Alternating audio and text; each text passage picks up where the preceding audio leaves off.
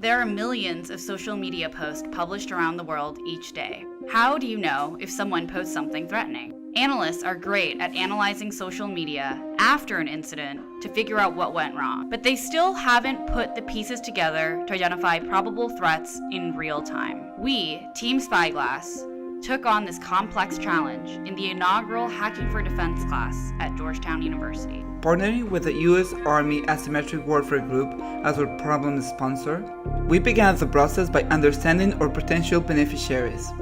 After 120 interviews, we had a range of answers about what force protection meant to various beneficiaries and how real-time social media data could fit into their conceptions of force protection. We also looked into innovative efforts that were already addressing some of the issues to narrow down the scope of what a Spyglass should focus on. From this research, we determined that the highest unmet need was putting actionable insights derived from social media directly into the hands of ground troops. We grappled with what kind of information was relevant to our end user and how to disseminate it effectively. But we eventually centered on a use case brought to us by AWG pertaining to terrorist groups using social media to target U.S. personnel overseas. We're facing a new threat when it comes to terrorism.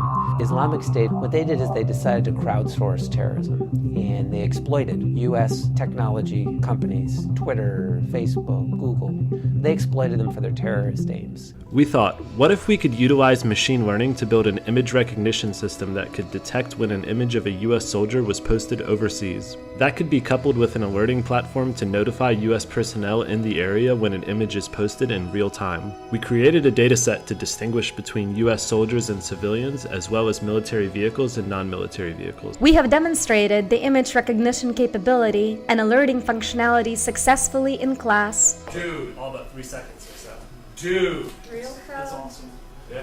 That's really awesome. Real time, as well as for AWG at Fort Meade. The initial Spyglass prototype is lightweight and flexible in its implementation. The end user can take our technology to build a training set to recognize general military personnel, or tailor it to a specific individual with facial recognition, as well as train Spyglass to identify specific objects within images.